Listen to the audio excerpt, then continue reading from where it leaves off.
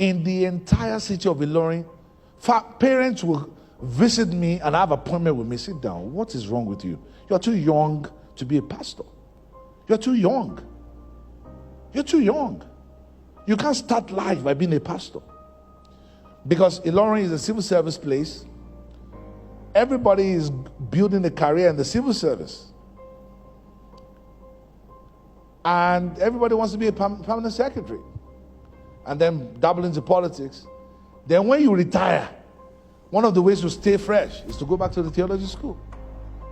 And when your glasses can't stay here, but it's not here, that's when they make you a catechist. The route God will take you through may not look like it. I don't know if I've told you this story before. I was on my wife's neck. We were about to do our wedding, so we went to Unilag to look for a hall. Since my wife has told this story, I can repeat it. She has told it herself on the pulpit. So I said, but you've been talking about this, your uncle in Unilag, who is a professor. When you were in the staff school, you used to go there. She said, Biodun, don't go there. I said, for what? Let's meet your relation. I'm your husband, man. I said, don't go there. She advised me. I said, no, we're going. So she said, if you insist, then I persist. That's a joke for another day. So we went there. As soon as the man saw me, I remember like yesterday, I wore a green shirt that has a pin down. I thought I was looking good. But I didn't have a car. So we went with a taxi to Unilag and we had to walk to the staff quarters, very far. I insisted. I said, since they don't want to give us a hall, your uncle is a professor. She will. By the time I talk to him, he will be fine. Let's go. The woman of God warned me. I said, sweetheart, don't go. I said, who is he? Is he carrying fire on his head? When I got there, the man said, you are here. Meanwhile, the other people that are taking me to the vicar, I told the family that I had escaped and that I wanted to still marry somewhere else. So the man said, I must lock the door. I must call the police on you now. He said, look at the pictures here. Look at everywhere here. All my kids. Yeah, this one went to Oxford. This one went to this one. This one went to this one. This one went to Oxford. He said, which school did you go to? I told him, he said, third rate university. Your sister, where did you go to? I told him. I was very, naive. I was answering all these questions. So you are here to use shirts to deceive my daughter? Shirts! She's looking good. See his face shining, using face to deceive my. Say, mother, enter the room there. You are going to Oxford. Yeah. I thought it was a joke. This man was going to call security. My wife said, I told you.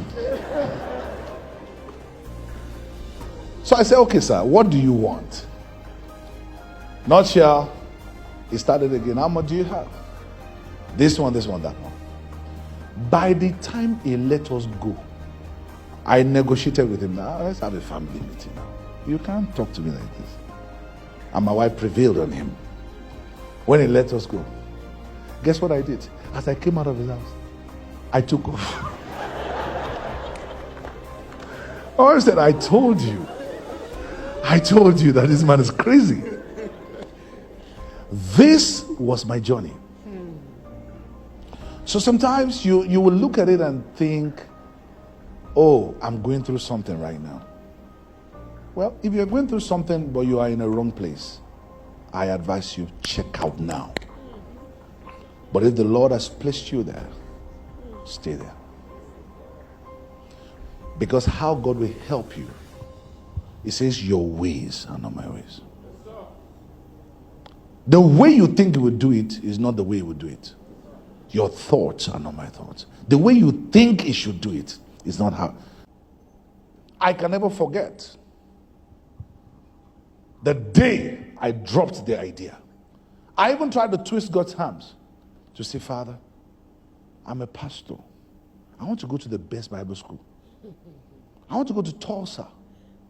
Can I take in Bible school? God said, I've not sent you there. Stay here. I remember the day I made a decision to stay in Koza. At least that would tell my family that I was moving forward. If I went to Tulsa, to Kenneth Hagin Bible School. And God said, no. Did you know, I went to a church to preach in Washington, D.C. All our friends that we used to be in the pursuit to travel together. I got to the church. I mean, it's a church where who and who. If you're in Nigeria, the moment you start making money, that's the church you go to. Big church. They've hosted TD Jakes, hosted it. Miles, everybody. It was a Thanksgiving day. So after I finished preaching, I was a little bit younger then, so I didn't used to talk like this. Preach, scatter everywhere. You know, you start with oratory, you plan the service. Professional speaker, turn everywhere upside down. People are like, wow, who's this guy? Who is this guy? Who is this guy? My classmate did not even know I was the one. Until they started doing Thanksgiving and they were dancing around, dropping money. I saw one of my friends, I pulled him. I said, now maybe this now. Say, he went and called the rest. After the service, they were all at the passage of the pastor. We want to see the pastor. The pastor was like, do you know them? He couldn't believe they were my friends because I was here, they were here. Despite the fact that they'd gone abroad ahead. Am I talking? I'm telling you the truth. True story. True story. By evening, my hotel was full.